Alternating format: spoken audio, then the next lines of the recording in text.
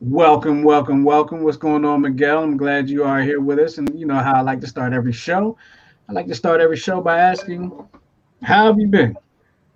I have been great, except for the first 38 seconds of the show because it kind of stalled a little bit, and I thought we were having technical difficulties. There was a long, dramatic pause. Really? It was because the clock started going, and I was like, "All right, he should be talking now," and he's not. Oh, So, you know what? Why I just, that's embarrassing. I did this whole thing just now, and I forgot to unmute my mic. I did this whole thing while that picture was up there. I did this whole thing. well, This restarted whole it. thing just So, now. so start off again, All and right, let's do it again. Here we go. Here we in go. We're three, gonna two, do it one. all over again. Let's do it this way. Here we go.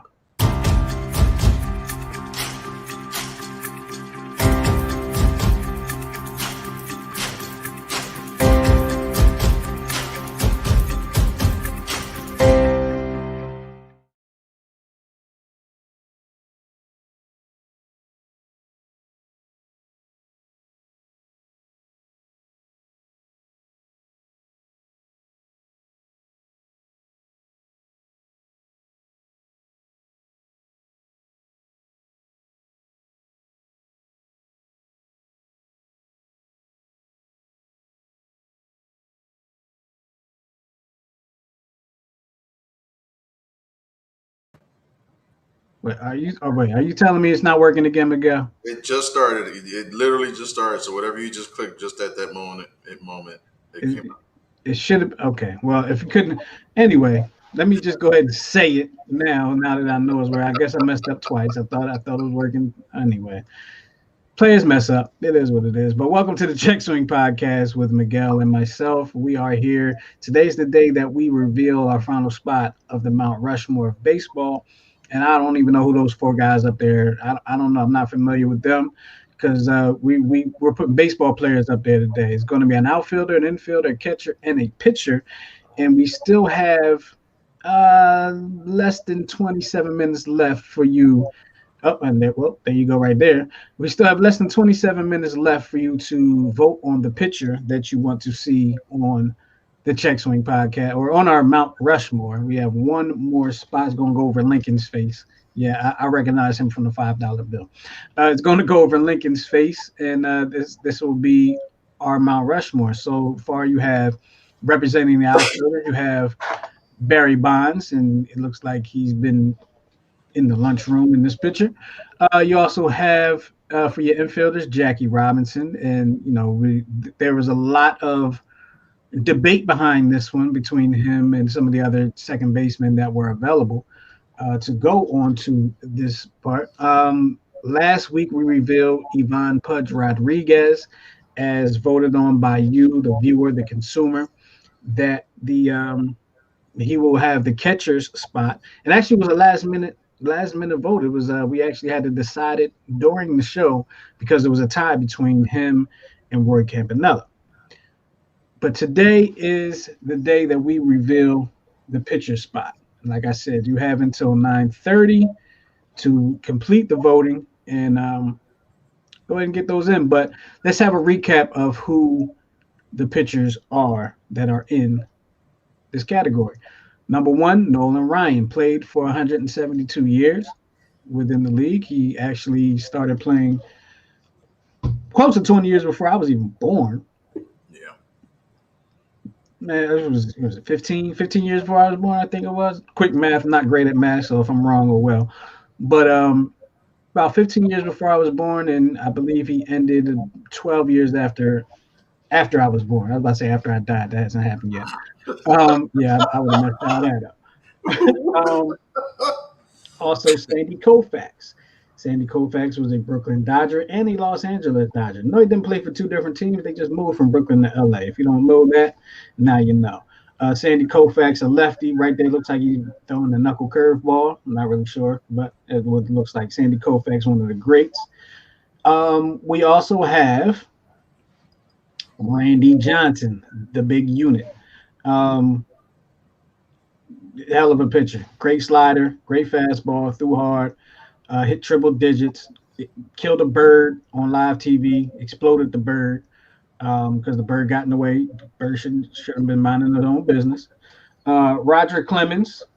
Roger Clemens, best known as being a Red Sox and a Yankee, but he played for the Sox, the Yankees, the Blue Jays, and the Astros. Roger Clemens is one of them. We also have Greg Maddux, one of the greats from the golden era of the Atlanta Braves. I call that the golden era of the Atlanta Braves. They dominated the '90s for the most part in the National League. Uh, Probably were in the National League championship series like every year in the '90s. I can't even think of other teams ever in it. Cy Young, the pitching award for the best pitcher of the year, is named after this man right here. Played a very long time ago, over 100 years ago, and And if we start a team, then we're gonna name them the St. Louis Perfectos. That's an awesome name. the St. Louis Perfectos. Okay, it's not bad. It's not bad. Walter Johnson, probably if you are just a common baseball fan, um, not necessarily a baseball historian such as Miguel, um, you may not know about this great Walter Johnson.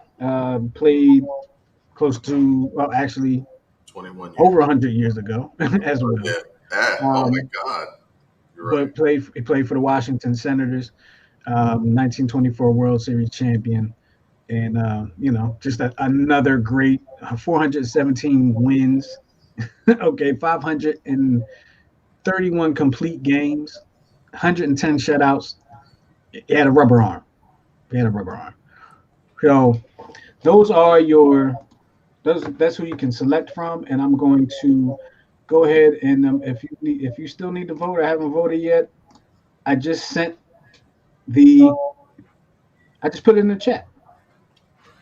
If you're watching on Facebook, YouTube, or Twitter, I just put in the chat where you can vote for the for the picture that you want to be on the Mount Rushmore of the greats. And here's what we're looking at right now. Um, it looks like Cy Young is winning with 50% of the vote over everybody. Everybody. Um, Nolan Ryan. Well, no, who is that? Nolan Ryan. That's Nolan Nolan Ryan Ryan. has Nolan Ryan. 14.3% of the vote. Then you got Roger Clemens with 7.1, and no, that's not saying it. Walter Johnson also with 7.1% of the vote. Very interesting. Everyone else has a little bit less, but amazing that Cy Young has 50% of the vote there. Um, so definitely get your votes in by 9:30, because after 9:30 we will be revealing who is going to be the last spot on the Cy Young. Excuse me, on the Mount Rushmore. Maybe there's a little futuristic prediction there, but who's going to be on the last spot of our Mount Rushmore? And speaking of voting, okay, let's talk about the Hall of Fame, because there's some Hall of Fame voting coming up in about a little over a month. Okay, it's in December. There's going to be some voting being done, or some nominations, or something of that nature. But I have a problem, and if you had a chance to see the Intelligent Ignorance podcast on Saturday with Mr. R. Hunter and myself, I have a problem with the Hall of Fame voting for all the sports. Um, and my problem with the Hall of Fame vote, I believe it is flawed. I believe it is a flawed process. And here is why. To get into the Hall of Fame, and awards too, for that matter, not just Hall of Fame, but MVP awards and all like that, these things are voted on by reporters and writers and things of that nature. And I don't think that is the best way to go about it. I have been on record as to say that players, coaches, and Hall of Famers should be voting on these things. Um, when you are voting on something that, I mean, I'm not saying that writers and reporters don't know what they're doing, but what I am saying is they are not part of the game. They are not in the game as a player. They're not in the club. Now you might have some former players that are reporters and writers and stuff like that. I get that. But what I don't like is now you're leaving the Hall of Fame votes to somebody that might have a personal vendetta against a particular player. Okay. And Miguel, I know you've put together a little something to give us an idea of actually what goes into Hall of Fame voting. And we're going to take a look at that right now. You want to go ahead and break that down for us, Miguel? So basically, in order to be eligible to become a Hall of Famer or to be on the ballot, I should say, because you have to meet certain criteria to even be considered to get on the ballot. So the first thing is a player must be an active player at some time during a period beginning 15 years before and ending 15 years prior to your election. Um, a player must have played in each of 10 Major League Championship seasons. Um, you have to be an active Major League player at least 5 calendar years before the election. Um, so there's kind of like a length criteria to gaining entry into, or I'm sorry, getting on the ballot for the Hall of Fame. Now, the way the baseball writers run their election, if you will,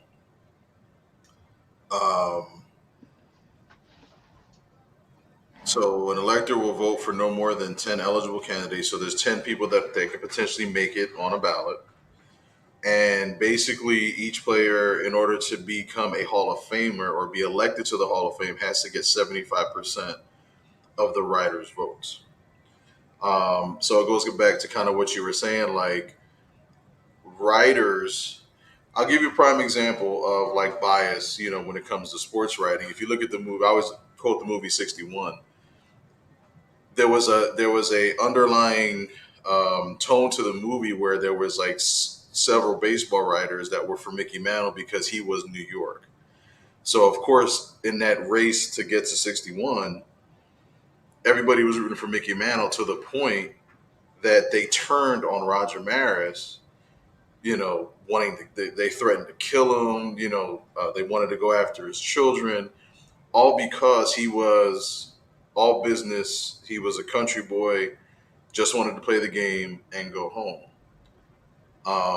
But the bias was real, you know what I mean? But to the point where when he did finally hit 61, they put the asterisk because, they still loved Mickey Mantle, who should have won, but they also loved Babe Ruth. So there's writers, I think, are too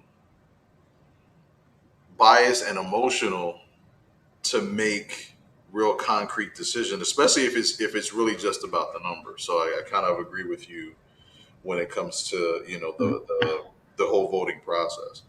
But and one thing I think you and I had talked during our meeting, um, voting also takes into account not only the player's record and ability, but also integrity, sportsmanship, and their character on and off the field, and their experience, that experience throughout their entire career.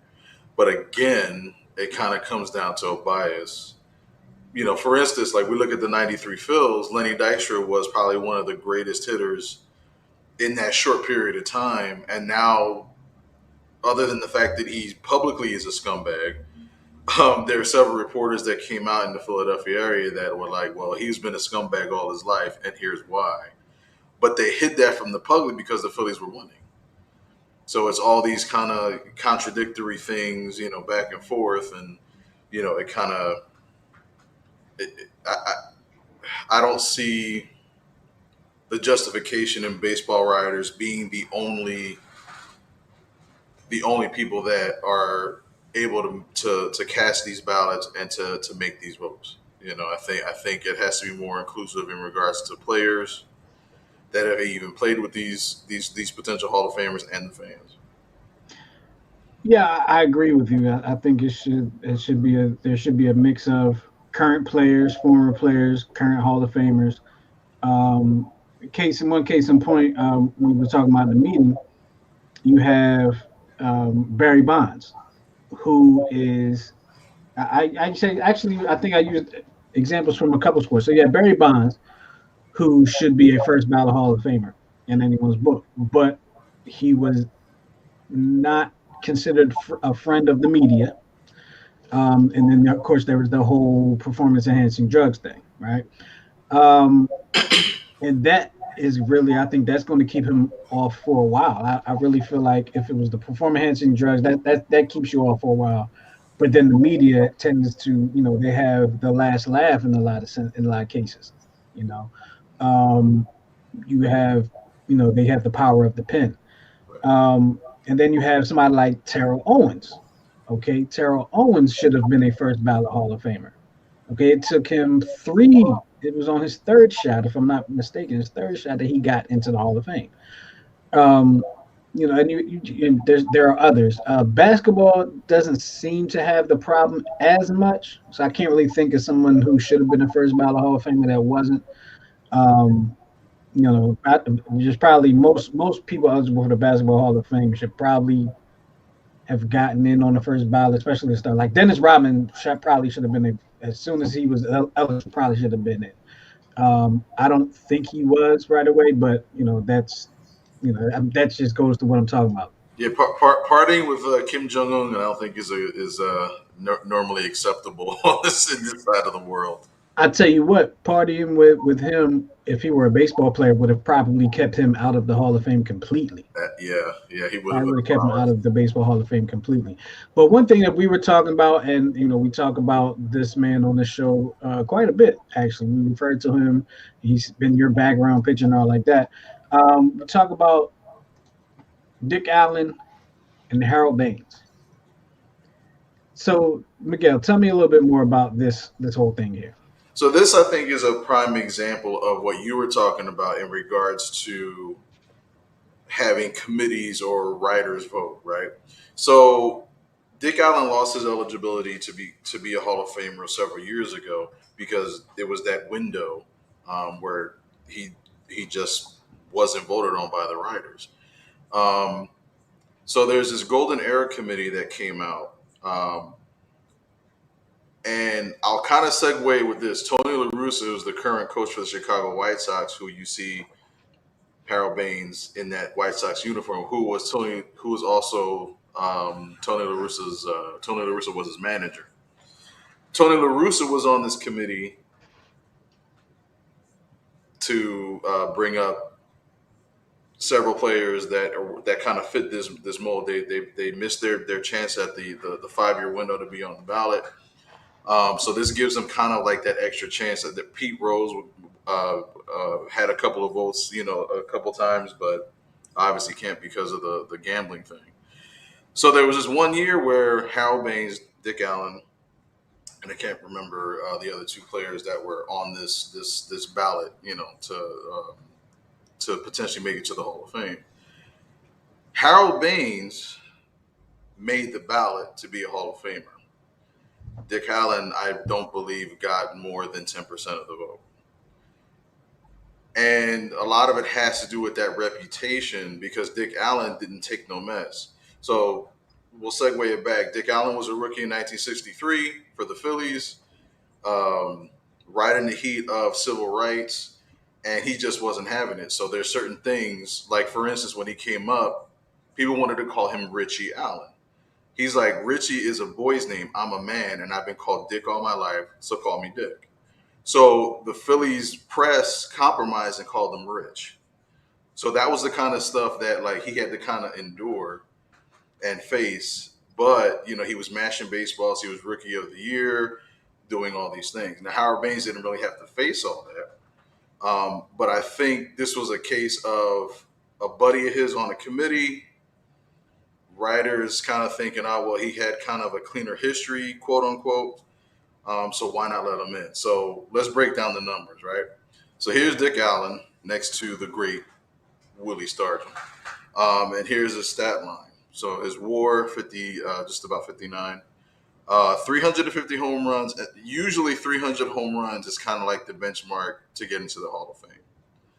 In an era where he had to face Bob Gibson, Steve Carlton when they were young, Nolan Ryan when they were young, facing, possibly the best era of pitching ever, he was able in his 15-year career to hit 292 with 351 home runs.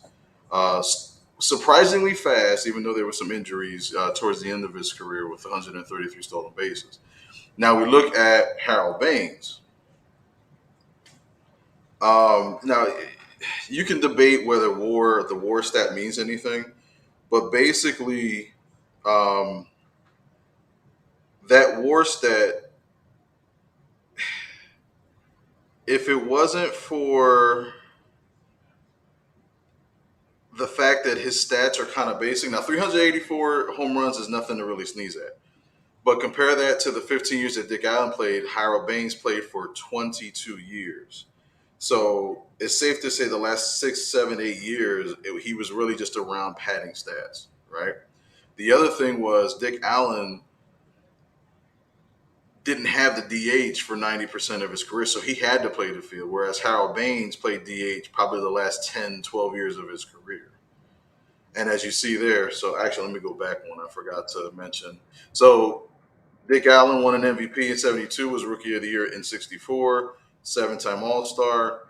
Harold Baines, 6-time All-Star, a Silver Slugger, and made it to the Hall of Fame. Never won an MVP. I believe the highest he came in the voting was maybe ninth. So if you break down the career stats, here's Dick Allen. So everywhere you see the black, that means that he led the league. And so there was a year he led the league in runs, in triples, of course strikeouts because he was a big bopper. There was 2 years he led in home runs. 1 year he led in RBIs, which was his MVP year. On base percentage, the man could always get on base. He was very good at pitch selection. Several years of good slugging percentage, right? Then we break it down to Harold Baines. Wow, what a career, right? Lots of numbers, lots of years, right? And it's hard to find anything that he led the league in, except for that one small stat all the way up in the middle right top in 1984. 1 year he led in slugging. That's it.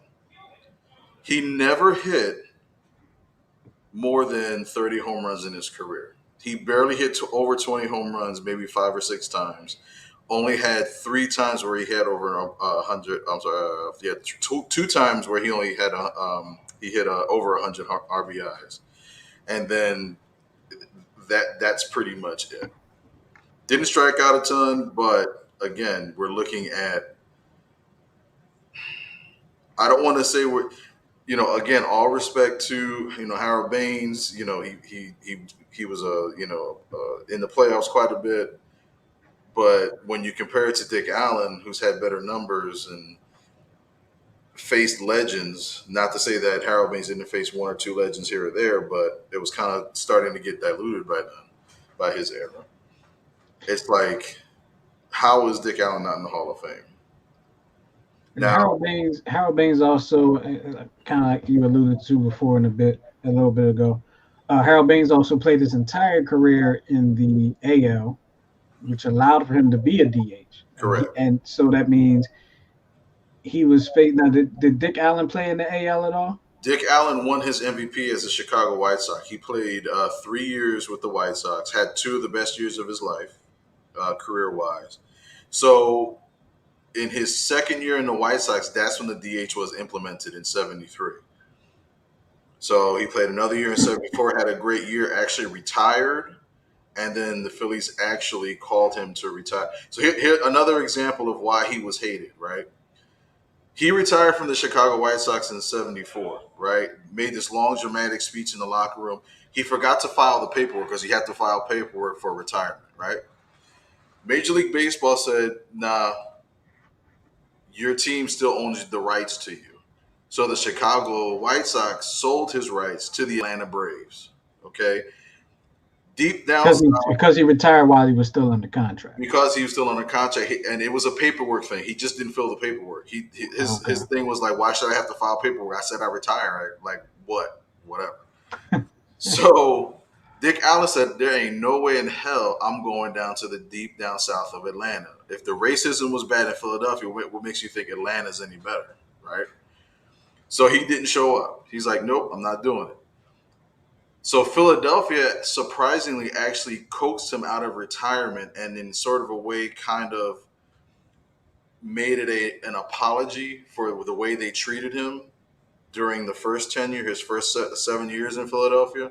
So it was a homecoming, and he was older, wiser, and his first game, first at bat, he lined the base hit to left field, got a standing ovation, and he was part of the beginning of the '70s Phillies that started winning with Greg Luzinski, Schmidt, and Schmidt actually credits him, Dick Allen, for turning his career around. So he was slumping really bad, I think sometime in like 75, 76. And Dick Allen was like, "Listen, take a hit off the cigarette, man. You need to chill. You need to cool out. Baseball." That same day, he hit 4 home runs at Wrigley Field. So Mike Schmidt, was it a cigarette? Mike Schmidt hit 4 home runs. but he always credits, to this day, he always credits Dick Allen for bringing joy to the game and allowing him to play his game loose. You know what I mean? You know what's funny? It's funny that you say that because I can remember when I was playing college ball. My first couple years, I really struggled. Like I really struggled with the college game. I really struggled because it was a lot more serious Yeah.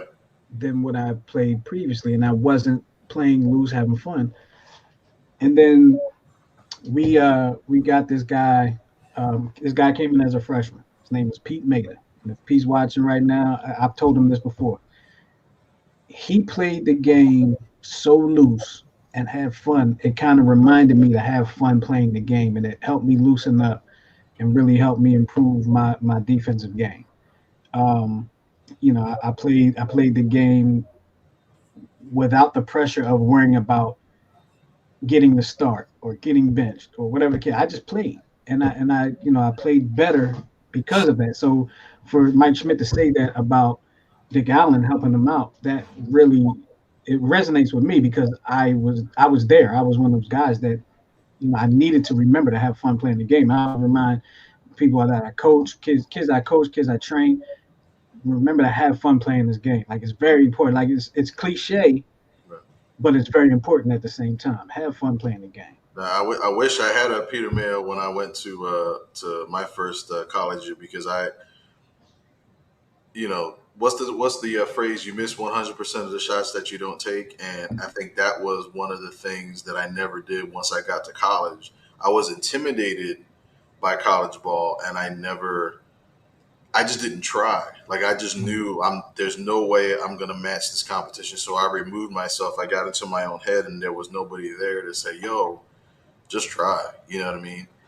And not that I don't have any regrets, because I think everything kind of came full circle, because you and I are coaching, and still coaching down in Maryland, and so I think it came full circle. But I think I'll be able to help someone else out who's having that like tweener moment of getting over the hump. Can I really do this? But I always think back, man, I was always told I had quick hands, and I was kind of short and stubby, but I was aggressive, stuff like that. If I had just made the attempt, or had what do you say? His name was Peter Parker. What was his name? Pete Maida, Mayta. Gotcha. So you're an inspiration, Pete, wherever you are. And actually, I'm not going to put it out. I'm not sure what he does right now, but I do believe he's still dealing with athletics. So shout out to my man Pete Maida. It's 9:30. The voting has officially closed for our final spot, the pitcher spot on the Mount Rushmore, and let's see what the stats are looking like now. There is the current stats right now. And it looks like Cy Young has even more of the vote now. And Nolan Ryan is pulling up a far second with 12.5% of the vote. Cy Young with 56.3% of the vote. and everybody else percentage of the vote is not enough to register. for, Do, for do lack you of a better term. do you want to make the vote final, or do you want to extend it a little longer? No, let's make it final. That's it. They had till 9:30. All right. So Cy Mhm. Young. It's 9:30. So I'll go ahead and take that out, and I'll give you a moment to put together our final thing.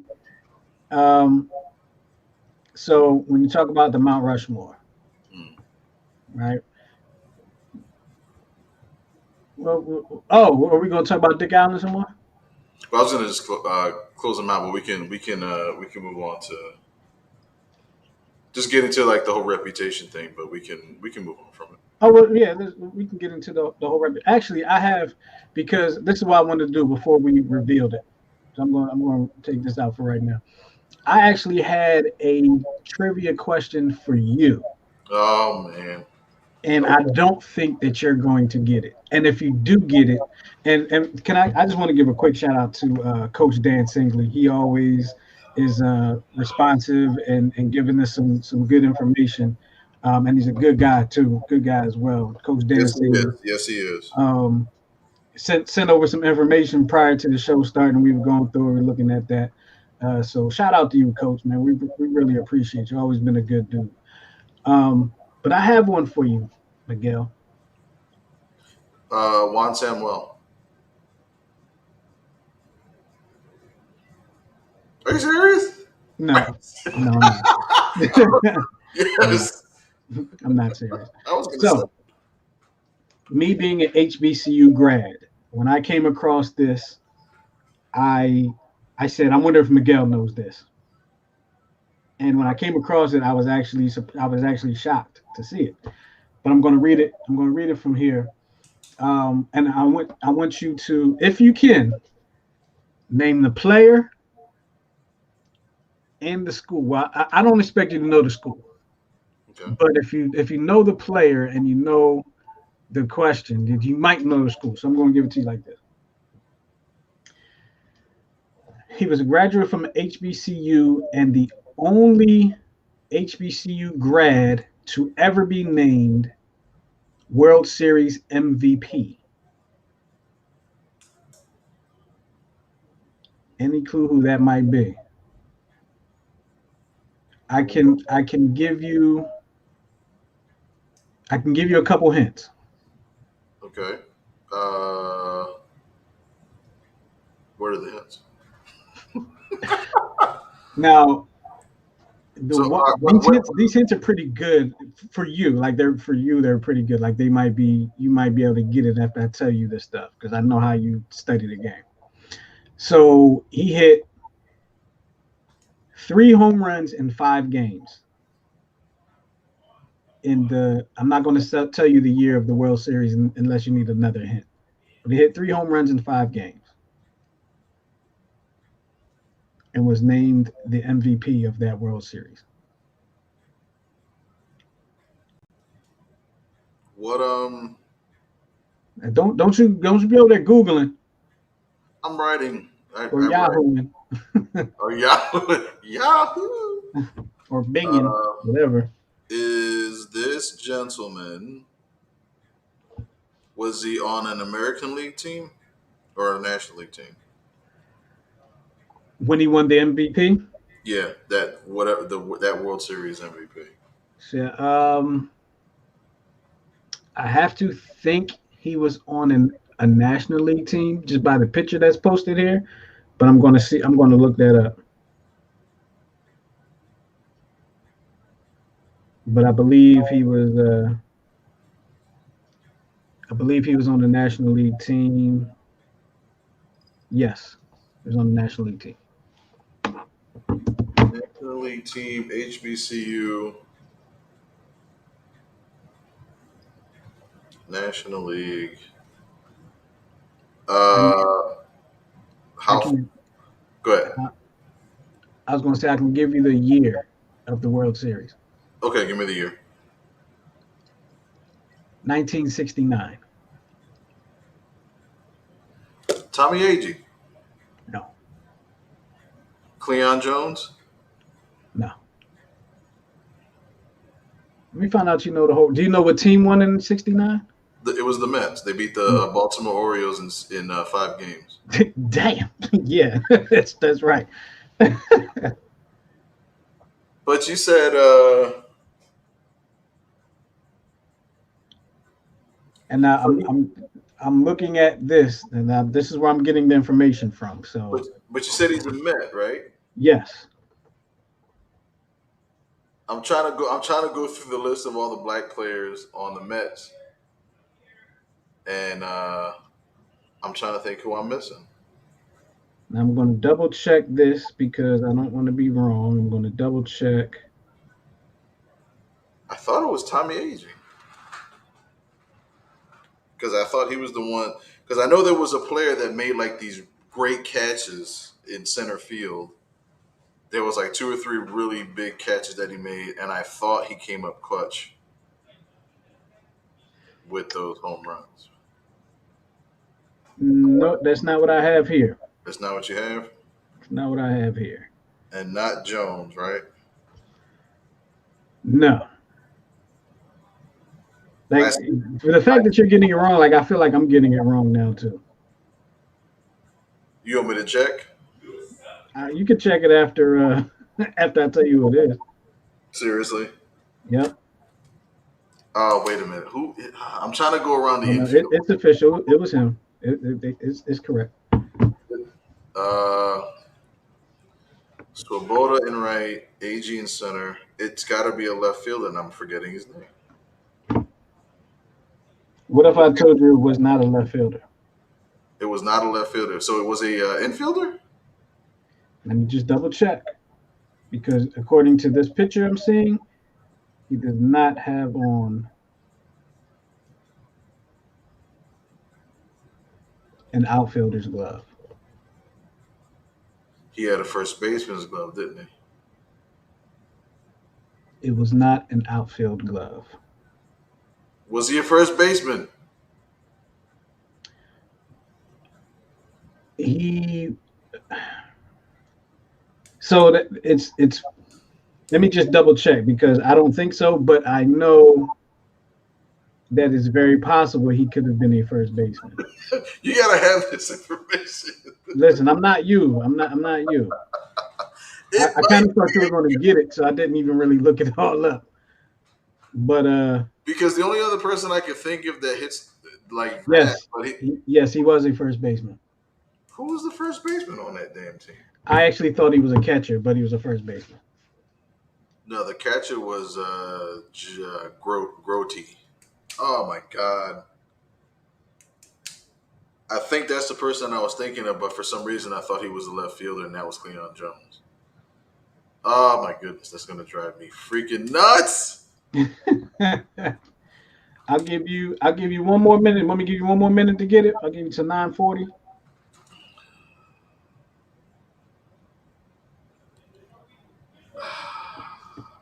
He was a first baseman. I'm looking right at him. He hit 3 home runs in 5 games. Right, because it was a 5-game series. Tug McGraw was on that team, and Nolan Ryan was on that team. I don't think either one of them went to a HBCU. Correct. Just guessing. 20 seconds. Give me 20 seconds. Oh, wait. George, Tim, Frankie, Don. 5 seconds. Don Clemens, Clendenin, Don Clendenin. Am I saying his name right?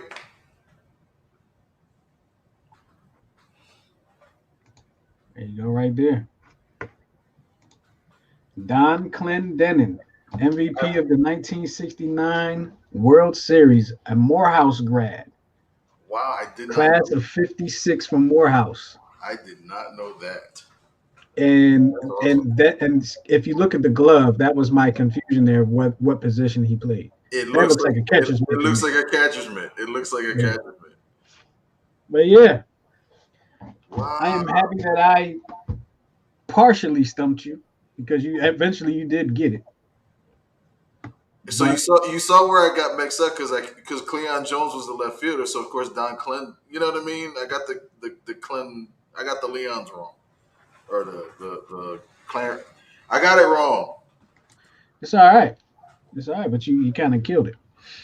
So You seem blown away of the fact that I knew who won the World Series that year. you not only knew who won, you knew who was in it, and you knew the series number. Like you knew it was 4 games to 1. Yep. How did you just pull? Like I don't know.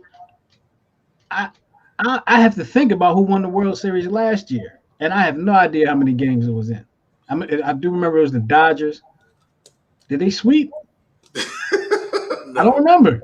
But you remember from the World Series, then you weren't even born then, but you remember the series from 1969 and who was in it. Now, I Yep. used to be like that. Right. I'm no longer like that. I bought a baseball almanac one year, and I bought a baseball almanac And in you like just and '96. you just Yeah. soaked in all that knowledge. Yeah, and then you know what it was? There was a show on Prism. Okay, Wow. Mm-hmm. baseball's greatest games. It was hosted by Steve Garvey, Mm-hmm. and it used to be on. It when I first started watching it, it was on at like 1 in the morning on like a Saturday. And I think the first game that I saw was like it was Game 7 of the World Series in '65. It was the Dodgers versus the Twins, and Koufax had pitched Game 7 after losing Game 1, and I think he lost. I think the first game, and then blew everybody away, won 1-0. Allegedly, he threw like 180 pitches, in that game. He beat Jim Cott, total. But he won. He won that World Series 1-0. I was just in awe of. Like from that point on, I just wanted to see every old game I possibly could. And then I saw like the when the Phillies played the Astros, and I saw a couple games there. I just felt that's when I really started to kind of really love baseball, just that whole history aspect. I can dig it. I can dig it. Are we ready? Are we ready for the reveal of the entire Mount? Are the numbers changing even more now? Yeah, I think there was a mad rush. There was a slight change. Oh, let's see. Ooh, ooh, it got really interesting there. Yeah. So Cy Young still holding it down with 40% of the vote, but then here comes Nolan Ryan sneaking in there with 22.7% of the vote. Randy Johnson 13.6, and who was that? Sandy Koufax with 9.1% of the vote. So the votes are coming in. The votes are coming in. Y'all can keep voting if y'all want to. I like it. Keep it coming. keep it coming. Y'all go ahead and keep voting. I'm just saying, go ahead and keep voting. We send those surveys out for them to be voted on. So There you go. the whole point. But we're going to go ahead and reveal our Mount Rushmore. And as we know, Barry Bonds, as we showed you earlier, Barry Bonds was voted by you in the outfielder spot. Jackie Robinson was voted by you in the infielder spot. Um, Yvonne Pudge Rodriguez was voted by you in the catcher spot. And of course, coming up in the pitcher spot is who we got. Cy Young. Cy Young held strong. Hold on. Wait. Yep. So there's been no change in the last since we cut off the voting. So this is final now. It is Cy Young officially. Cy Young will be rounding out the final spot on our baseball Mount Rushmore. I want to thank everybody that took the time to vote, everybody that participated in the voting, everybody that participated in the conversation. I send out the surveys, I text people, and they come back and they say, oh, no, such and such in there. No, like somebody texted me tonight, like, where's Bob Gibson? I was like, hey, we got to watch and find out. Let's see. There was one that said, I think when we did the outfielders, they said, yeah, Ken Griffey Jr. should be the guy. And a lot of people, we got a lot of feedback in different forms, and we appreciate everyone for giving us the feedback and voting and doing all the things and really supporting the show as a whole. And we definitely appreciate you because we don't just do this for us. We do this for the baseball fans and the sports fans and the historians. And we got our own in-house baseball historian, and he has on a Hilldale Daisies jersey, right? So if you look at that jersey right there, Hilldale, that is a team that played here in the Philadelphia area, actually in Delaware County, in Yaden/Darby. That's where their home field was, and he has number 5 on, which is Judy Johnson, who has been regarded as probably the best third baseman to ever walk the face of the earth, which was also seconded by Mike Schmidt, who is considered the best third baseman in Phillies history and maybe in Major League Baseball history. Judy Johnson was a Negro leaguer, and he played for many teams in the Negro leagues. The Negro League history is so interesting to me It is. because it is it reminds me of leagues like some leagues today, like men's leagues. Like you play in different leagues, different teams and stuff. Like it's very interesting. I do want to take a trip to the Negro League Hall of Fame one day, and just to see some of that history, some of that stuff that they have there. Let, let's Um, let's do it. Let's do a show from there. Let's do a remote from there. all right, I'll see if I can contact them and see what we can work out. I like it. Absolutely. All right, I guess it's time for this part of the show you, you sound so dejected. because this is the part of the show that makes me feel so dumb sometimes. All right. So this player, like, just to segue, if this is the first time anybody's ever watching the show, I usually try to stump Coach Justin. No, ain't no try. I, listen. You got Charlie Huff last week on one attempt. I got lucky. Who I did, got lucky. Like something triggered me to say it was Charlie Huff, and you got him and Juan Pierre in one try.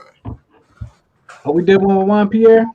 See, Oh you yeah, know, because you know why? Because you had the Marlins jersey, you had the Phillies jersey, you had the um was the White who did he play for before the Marlins? White Sox. Was it the White Sox? And did he play for the? Well, anyway, it just kind of stood out to me. But with this one, you have a 5-time All Star, 2001 World Series champion,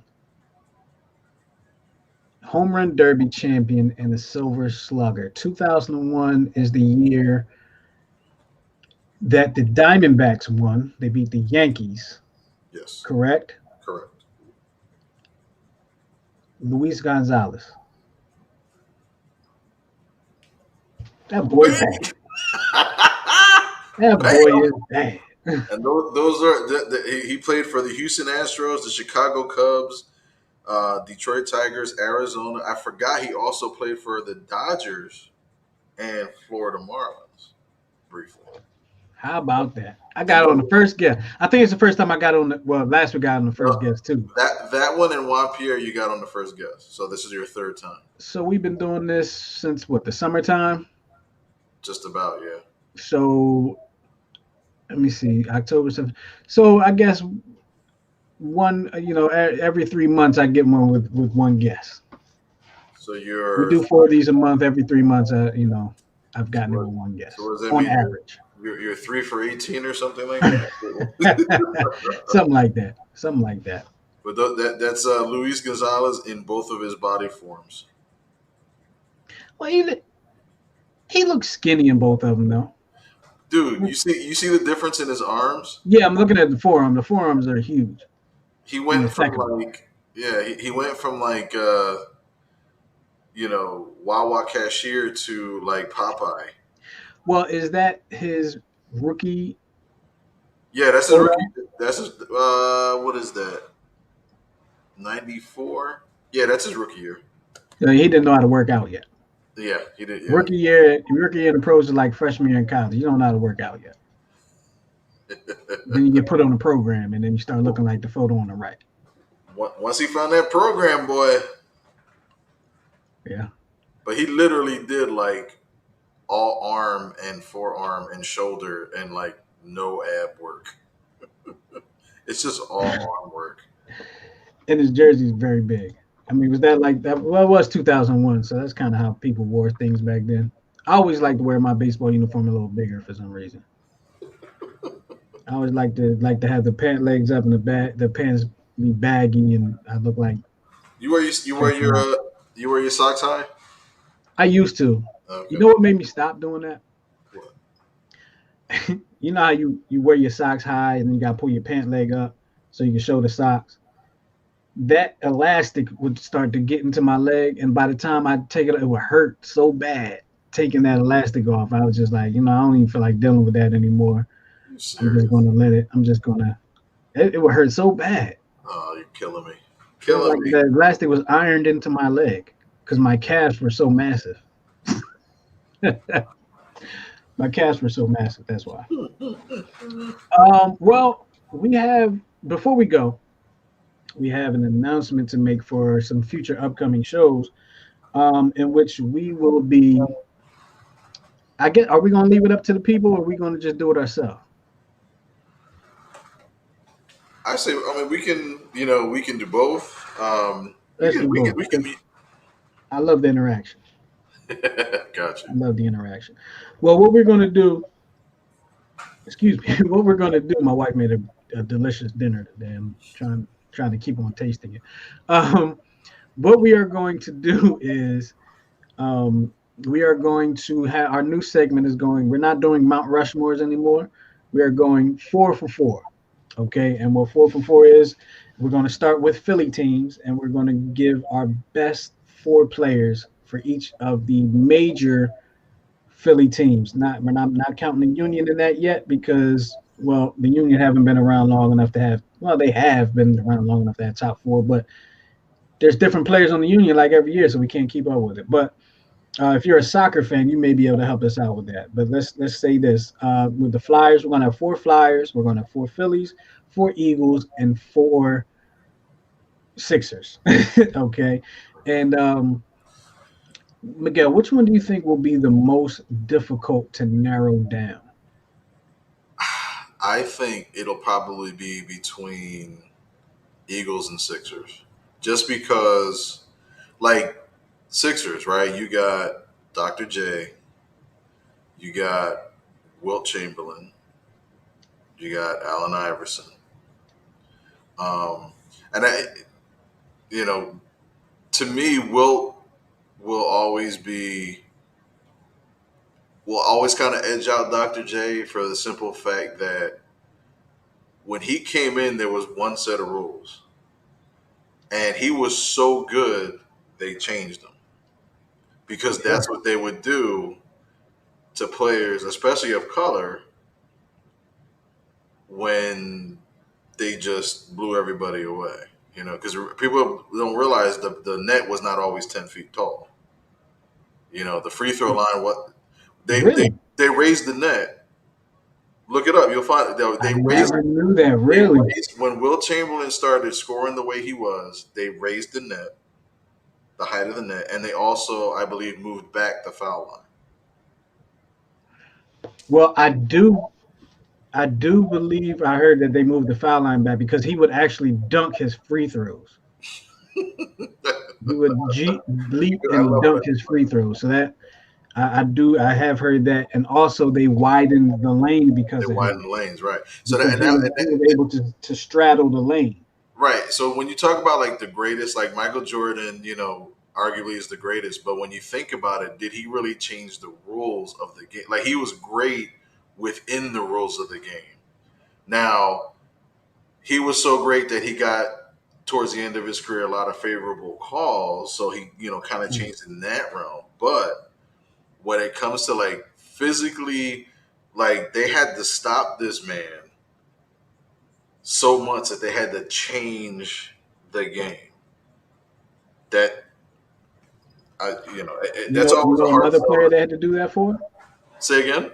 You know another player they had to do that for. Who's that? Allen Iverson. When Allen Iverson Yeah. came to the league and was doing what he was doing Mhm. offensively, Yeah. they changed the rule. There was a time where you cannot play zone defense in professional basketball. They changed that to you can play zone defense in professional basketball with the intentions of keeping him out of the lane or making it more difficult for him to score once he got through. Because you playing man to man basketball, you could buy your guy. Right. I'm not going to say you're pretty much free to score, but it's not as difficult as somebody planted in their paint waiting to block your shot. But didn't they also change the rule to allow you to take 12 steps before you can shoot the ball? Unofficially, That's what I unofficial, always. I'm like, how many steps did he take to the basket? I'm like 3, 7, 10, 12. I'm like, unofficial rule change right there. But yeah, going forward, we're going to be giving you some just having some fun with it, getting our 4 for 4s together. Give us your 4 for 4s too. If you feel like you have a 4 for 4 that's better. Like going back to what Miguel was saying about the Sixers, you got Allen Iverson, you got Dr. J, you got Wilt Chamberlain. Some people might say Moses Malone. Some people might say Charles Barkley. Some people might say Andrew Toney. Some people might say Billy Cunningham, Hal Greer. Like it really depends. It really depends. For the Phillies, you got you immediately I think of Ryan Howard, Chase Utley, Jimmy Rollins, right? But you also had Dick Allen. You also had Mike Schmidt. You also had Steve Carlton. You also had Roy Halladay. You had there's a lot of people. The Eagles. I don't even get started with the. I don't even know. Like, does Nick Foles go on there? Nick Foles will probably go down as the As an Eagles fan, I kind of want to, but if I was like a Lions he fan, like would that Nick matter to me? Foles. Nick Foles had the two greatest games ever. Everybody always forgets. Remember the 7 touchdown game in Oakland? Against the Raiders? Yeah, It's the they Raiders. paid us back for that dearly this weekend. Absolutely. And then of course the Super Bowl because nobody, absolute dude. When I was watching that Super Bowl or getting ready for that Super Bowl, in my mind, I'm thinking about, man, who can we get in free agency to get us over the hump? Because I honestly thought I was hoping that it would be a blowout in either direction. But Mhm. the Philadelphia sports fan in me was like, keep it under 30. You know what I mean? And I think a lot of Philly fans thought about that, but then it was just like Philly sports has always had this habit of like whenever something magical or mythical happens, we always come up short. You always see like the Eagles games in the past, like you had the body bag game, you had the snowball game, you had the 4th and 1, and then 4th and 1 again, and Oh, against each Dallas. against Dallas, and you Yeah. have great moments in history, but every time it always fizzled out with a Randall Cunningham injury or coming up low against the Cowboys or a Or a fatal, pass going through Alshon Jeffrey's hand, you know or whatever the case may be. right. So it's like there's always that doom and gloom in Philadelphia sports. I mean, and that's something we can kind of like go through too.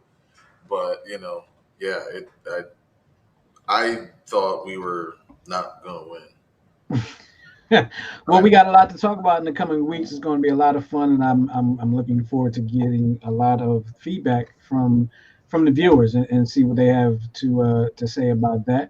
But we're going to close out this show. I want to thank everybody for joining us for our reveal of the Mount Rushmore, and I want to thank you for being a supporter of the Check Swing Podcast and of New Twist Radio. Make sure you follow New Twist Radio on Facebook, Instagram, and Twitter at New Twist Radio, as well as joining our text club at 215-486-0335. That's 215-486-0335. And if you feel so inclined, you can we would like you to consider making a small donation, not direction, donation to New Twist Radio via Cash App, and that is $New Twist Radio. Okay, new NEW Twist TWIST Radio RADIO. Before we get out of here, Miguel, do you have any last words? All right. You always catch me with that one. No, I yes, stay tuned. We'll be talking about a lot of things, not only the 4 for 4, but also some stuff that's happening. We try not to, get too political on the show, but there's certain things in the athletic realm that could pose a challenge to us as coaches, in the future. Just things that we have to consider, things we never thought of, before, and it's going to be a lot. And we'll have a guest on next week, an oldie but goodie, to help discuss some of those tough topics. So. Absolutely, absolutely. So make sure you join us next week. It'll be a very interesting conversation, and it's a conversation that I feel is one that needs to be had today. It's just one of those things when things are going on. But you'll understand what I'm talking about next week when we get to that. We appreciate y'all for checking out the Check Swing podcast. For Miguel and myself, we are out of here. We'll talk to y'all next week. Peace.